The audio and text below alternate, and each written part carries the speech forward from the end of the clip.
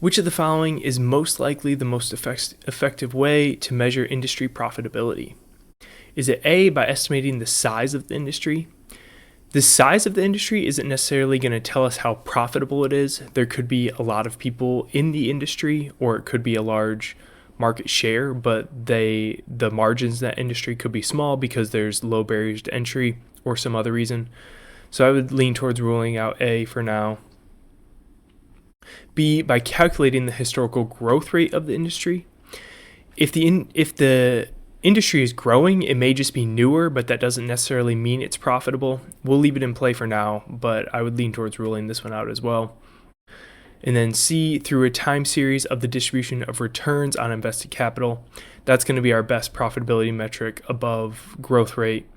If we're having good returns on capital, that implies that we're having high profits to give back to shareholders.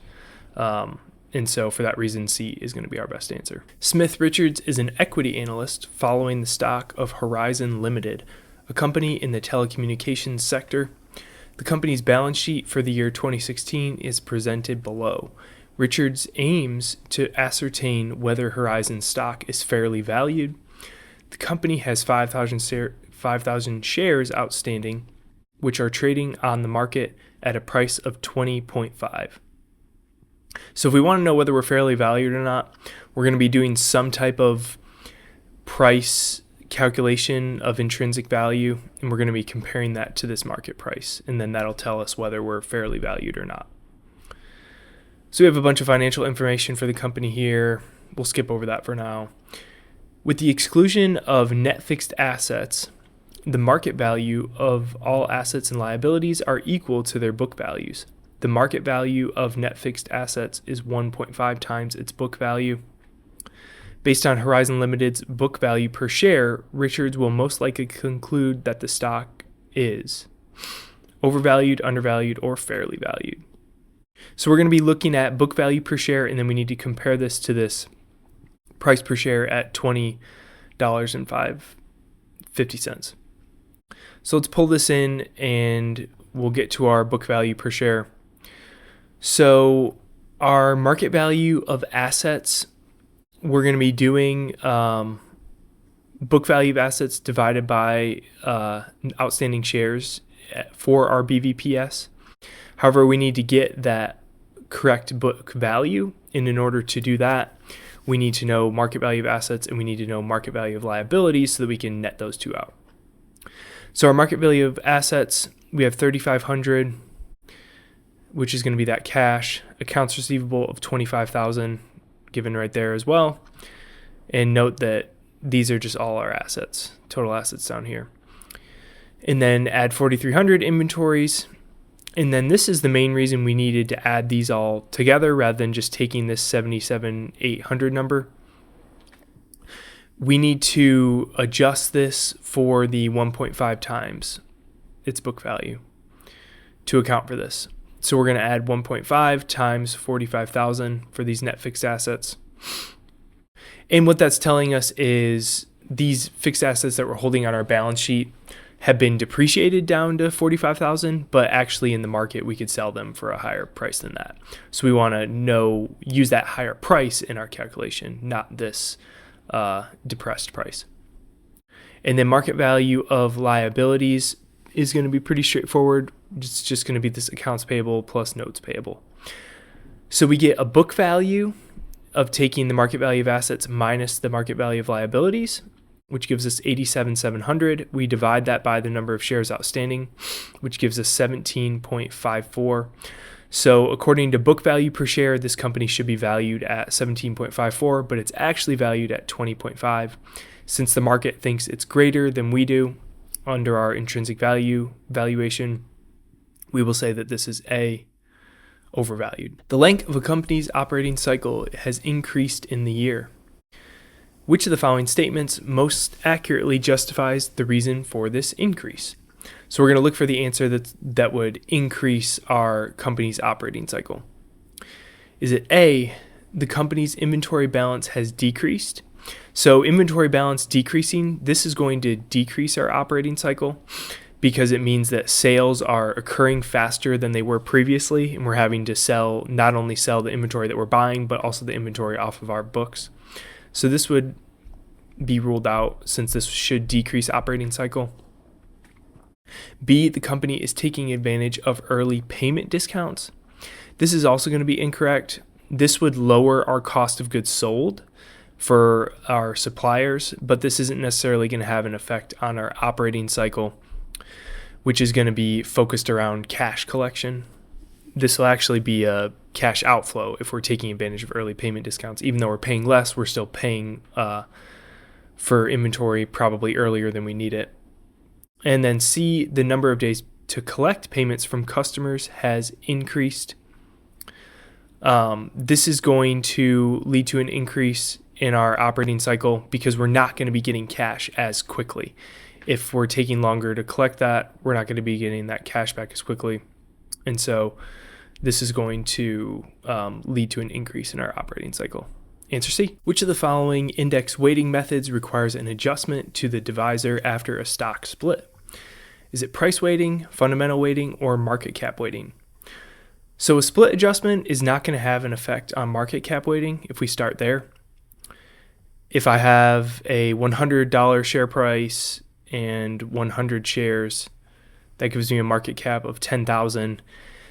If we do a 50 or 2-for-1 split, this becomes 50, and then my share count is just going to go up by double. So it's going to be 200. Then we still have 10,000 shares market cap. So that's a very simple example, but that's why market cap isn't going to change.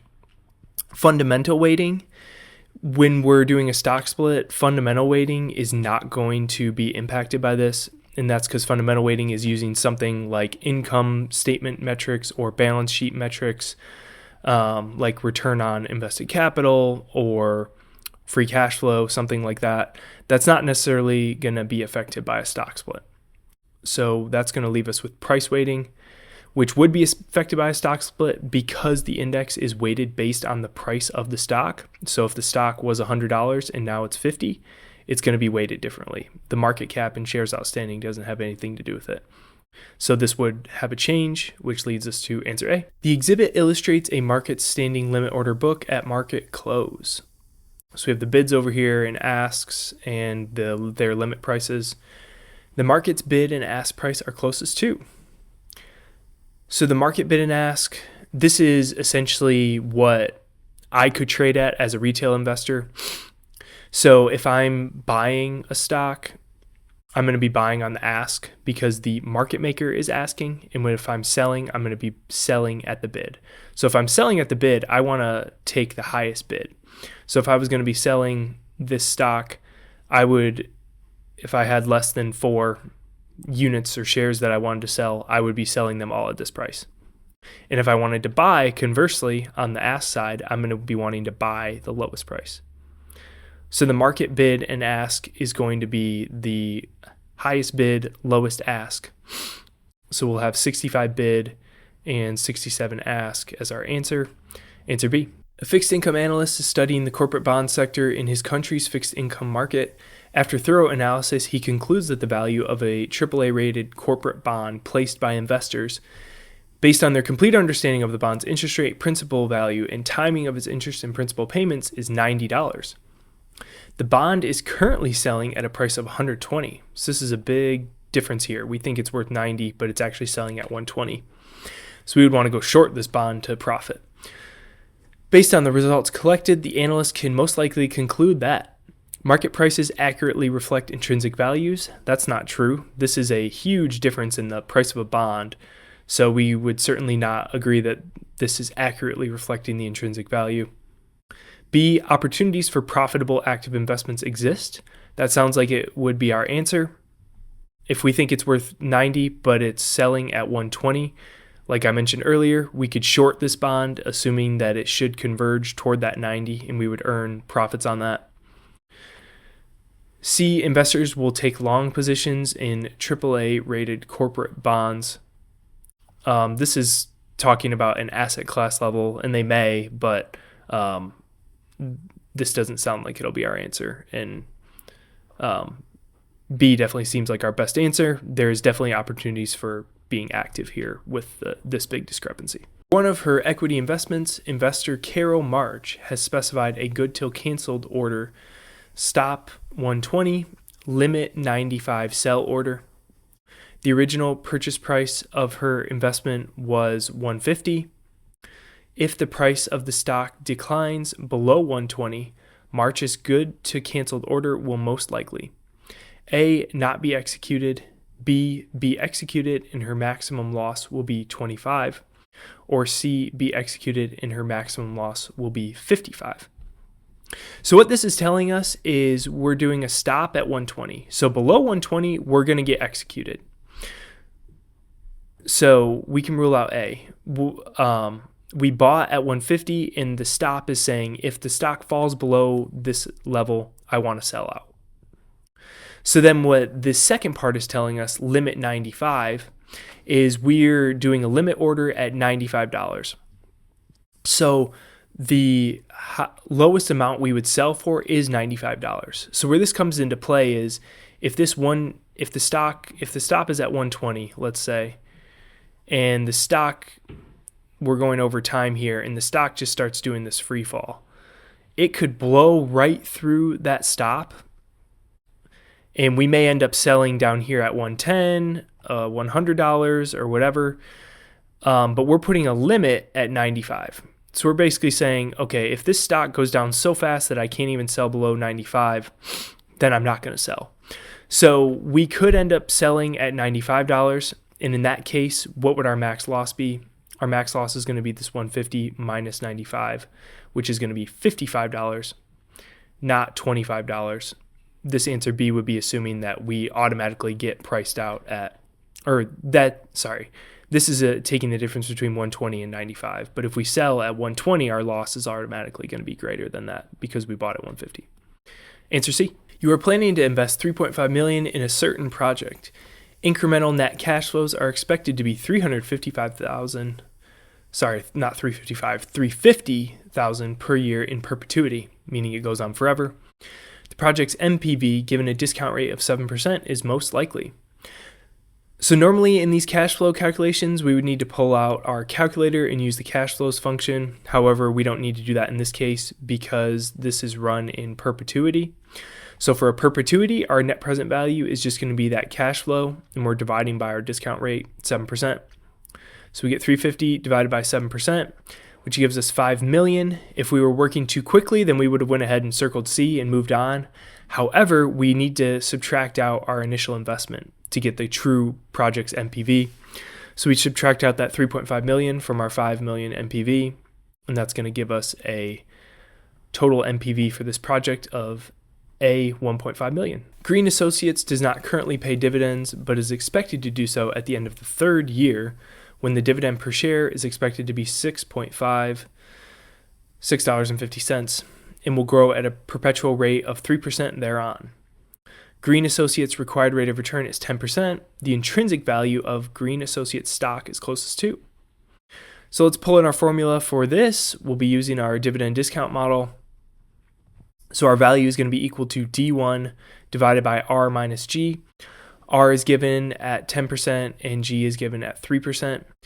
D1 is going to be this initial dividend of $6.50, but then we need to multiply that by our growth rate to get D1. So this is D0. We need to multiply that by 3% to get D1. So when we work that through, we would get 95.64. If we were working through this too quick, we would have went with answer C. However, the key here is this is at the end of the third year. So what we need to do now is we need to discount this back by an additional 3 years at that 10% value. So we'll take that 95, discount back by 10% for 3 years, gives us 71.8579.